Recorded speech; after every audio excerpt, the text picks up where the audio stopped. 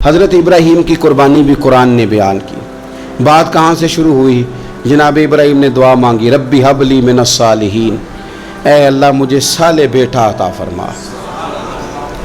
औलाद की तलब सिर्फ माँ को नहीं होती, बाप को भी बड़ी होती है। ये अलग बात है, बच्चे सपोर्टर माँ के होते हैं, बाप को भी बड़ी तलब होती है। रब्बी हबली मिनस सालिहीन, अल्लाह मुझे साले औलाद अता फरमा। पहले दुआ मांगी। रब फरमाता फबश्शरनाहु बिगुलामिन हलीम, हमने उन्हें अक्लमंद बेटे की खुशखबरी अता फरमाई। उन्होंने साले बेटा मांगा, अल्लाह ने हिलम वाला बेटा अता किया। बेटा मिल गया। फलम्मा बलगा माहु साया, फिर जब बेटा उनके साथ काम करने के काबिल हो गया। बंदा रात को थका मांदा घर आए ना, तो बेटा थोड़ा सा बड़ा हो जाए तो उसको चारपाई पे लेटा देख के अब्बा बड़ा राज़ी होता है। चले ज़्यादा शायरों ने शान अम्मा की लिखी हैं, इसमें शक कोई नहीं, उन्होंने नहीं अब्बा की तरफ तवज्जो दी, उनकी मर्ज़ी है।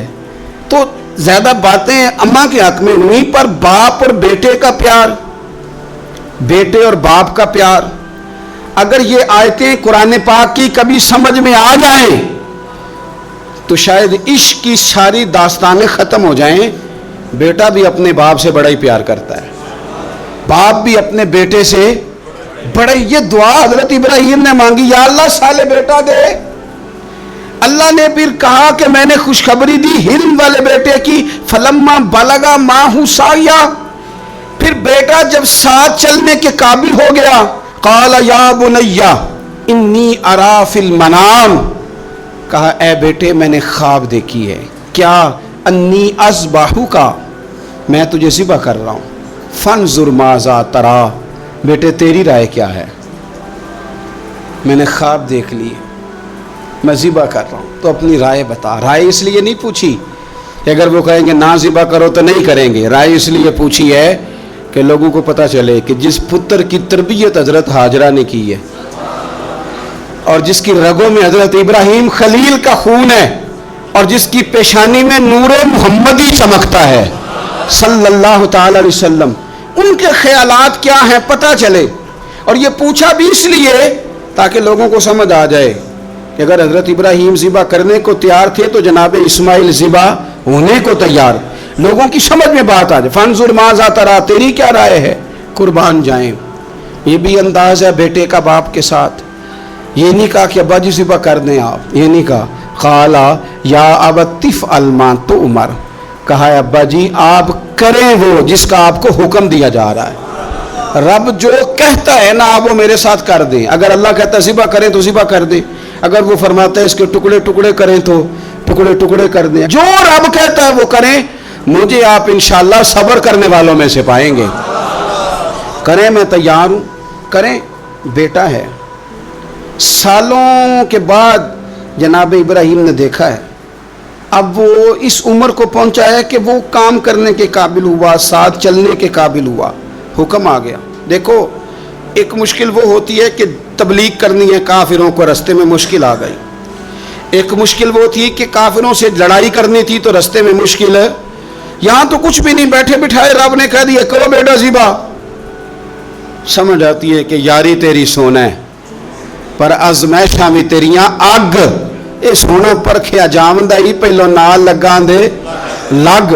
वो अपने प्यारों को ना बैठे बिठाए भी इम्तिहान ले लेता है। कहा मैं तैयार हूँ, मुझे सब्र करने वालों में पाएंगे। फलम्मा अस्लमा वतल्लहु लिल जबीन, अल्लाह फरमाते हैं जब दोनों हुक्म मानने को तैयार हो गए तो बाप ने बेटे को पेशानी के बल लिटाया। शैतान बड़ा सर पिटाया, दौड़ा, मैंने तो गुमराह करना था आदम की औलाद को, ये क्या बना? अल्लाह की रजा के लिए बेटा तक कुर्बान करने को तैयार हो गए। दौड़ कर जनाब हाजरा के पास गया। पता है आज क्या होने लगा है? पता है जनाब खलील कहाँ ले गए हैं जनाब इस्माइल को? कहने लगी सैर तफरी के लिए गए हैं, यही हैं। कहने लगी नहीं, वो तो ज़िबा कर देंगे। जनाब हाजरा कहने लगी कभी बाप ने भी बेटे ज़िबा किए? का उनका गुमान है कि रब का हुक्म आया है। फरमाने लगी तुम मरदूद शैतान है, अल्लाह के नबी का गुमान नहीं होता, रब के नबी को वही आया करती है। दौड़ जा इधर से। अगर मेरे मालिक ने میری گود کا پالا مانگا ہے تو ایک اسماعیل ہے، کاش میری گود میں ہزاروں ہوتے، میں ایک ایک کر کے سارے اپنے رب کے نام پہ قربان کر دے۔ دوڑ کے آیا جناب اسماعیل علیہ السلام، پتہ ہے آپ کے والد کہاں لے جا رہے ہیں؟ فرمایا یہیں سیر کے لیے۔ کہنے لگے نہیں، ان کو تو خواب آئی ہے، رب کا حکم آیا ہے، وہ تو ذبح کر دیں گے۔ تو فرمایا ٹھیک ہے، میرے والد ذبح کریں گے تو میں ذبح ہو جاؤں گا، آپ نے میری بات کو سمجھنا ہے۔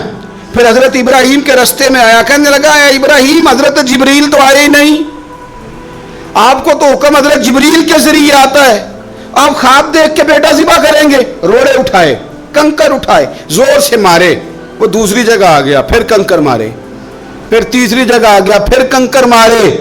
کیا دنیا میں یہ بھی انداز بھی ہے کہ روڑے مارے تو عبادت کا ثواب ملے؟ آپ میری بات کو سمجھنا یار، روڑے مارو، روڑے کون مارے؟ حاجی صاحب مارے، ایک دفعہ مارے، کہا نہیں 3 دفعہ مارو، 3 دن مارو، آؤ روڑے مارو۔ یا اللہ، روڑے مارنا بھی عبادت ہے؟ پتھر مارے، کنکر مارے، فرمایا مارو نا، تمہیں پتہ نہیں نا کہ وہ ذائقہ کتنا ہے جب میرے خلیل نے میری خاطر روڑے مارے تھے، میری خاطر روڑے مارنا بھی عبادت قرار دے دیا۔ صحابہ نے پوچھا یا رسول اللہ، یہ جو ہم کنکر مارتے ہیں جمرات کو، اس کا بھی ثواب ہے؟ فرمایا یہ تو تمہیں میزان عمل میں قیامت کے دن پتہ چلے گا نا اجر کتنا ہے، یہ تمہیں تب پتہ چلے گا۔ روڑے مارے حضرت ابراہیم خلیل نے، فلما اسلم وتلہ للجبین، دونوں تیار ہو گئے، باپ نے بیٹے کو پیشانی کے بل لٹایا۔ مفسرین کہتے ہیں خود کہا تھا جناب اسماعیل نے، ابا جی سیدھا لٹا کے ذبح نہ کرنا، ہو سکتا ہے چہرہ دیکھیں تو آپ سے چھری نہ چلائی جا سکے، آنکھوں پہ پٹی باندھ لو، مجھے الٹا کر کے لٹا لو اور میرے ہاتھ پیر باندھ لو۔ بیٹے وہ کیوں؟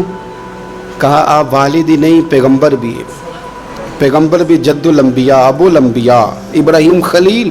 ایسا نہ ہو کہ میں موت آتے وقت تڑپوں تو کچھ خون اڑے، تو میں اللہ کے نبی کی بے ادبی نہیں کرنا چاہتا، مجھے ذرا باندھ لے۔ باپ نے بیٹے کو باندھا، چھری پکڑ لی اور گردن پہ چلائی، فلما اسلم وتلہ للجبین۔ آپ کبھی مزہ تو لے ان آیتوں کا۔ دونوں تیار ہو گئے، باپ نے بیٹے کو گردن کے بل لٹا لیا، وَنَادَيْنَاهُ أَن يَا إِبْرَاهِيمُ، رب فرماتے ہیں ہم نے آواز دی اے ابراہیم۔ آپ کبھی دیکھیں کوئی بندہ کام کر رہا ہو تو پیچھے سے کوئی دیکھنے والا آواز، او ٹھہرنا ٹھہرنا ٹھہرنا، ذرا مزہ لے، وَنَادَيْنَاهُ أَن يَا إِبْرَاهِيمُ، اللہ فرماتے ہیں ہم نے آواز دی اے ابراہیم، قد صدقت الرؤیا، آپ نے تو خواب سچ کر دکھایا ہے، اے ابراہیم آپ نے تو خواب سچ کر دکھایا، اِنَّ كَذَلِكَ نَجْزِي الْمُحْسِنِينَ، ہم اسی طرح نیکوں کو بدلہ دیتے ہیں، اِنَّ هَذَا لَهُوَ الْبَلَاءُ الْمُبِينُ، بے شک یہ بڑی آزمائش تھی، بے شک یہ کھلی آزمائش تھی۔ میں نے کہا تھا قرآن کی آیتوں کا بھی مزہ لیا کریں، یہ کھلی آزمائش تھی۔ جب آزمائش لینے والا کہتا ہے آزمائش کھلی تھی اور دینے والے نے سچ کر دکھائی، تو پھر حضرت ابراہیم کی شان دیکھی نا کتنی بلند ہے۔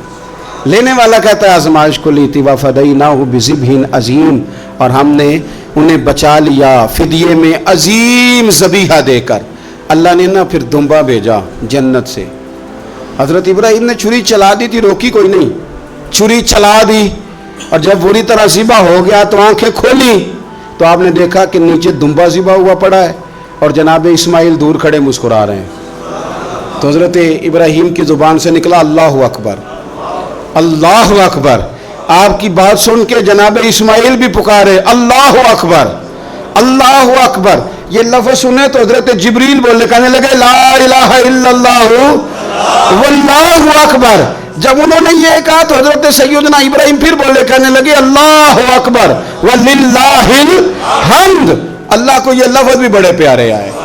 فرمایا پڑھو نا 9 ذی الحج کی فجر سے لے کر 13 تک پڑھو نا ذرا سارے، اللہ اکبر اللہ اکبر، لا الہ الا اللہ واللہ اکبر، اللہ اکبر وللہ الحمد۔ فرمایا یہ پڑھتے رہو۔ انہوں نے پڑھے تھے مل کے تو مجھے بڑے پیارے لگے۔ فرمایا ہم نے انہیں بچا لیا ایک فدیہ، عظیم فدیہ دے کے، وَتَرَكْنَا عَلَيْهِ فِي الْآخِرِينَ، اور ہم نے ان کے ذکر کو چھوڑا ہے آنے والوں کے لیے۔ کیا لفظ ہے قرآن کے، قربان ہونے کو دل کرتا ہے. یہ بات بیان کر کے پتہ کیا فرمایا؟ رب نے فرمایا، رب نے فرمایا، خدا خود میر مجلس بود، رب کریم نے فرمایا. کیا فرمایا؟ فرمایا سلام علی ابراہیم. قربان جائیں، سلام علی ابراہیم. کیا بات کہاں ختم ہو رہی ہے، کہاں پہنچ رہی؟ کیا انداز؟ سلام علی ابراہیم، سلام علی ابراہیم. فرمایا سلام ہو ابراہیم پر، سلام ہو ابراہیم پر، سلام ہو. حضور فرمانے لگے غلاموں یاد رکھنا قربانی حضرت ابراہیم کا طریقہ ہے.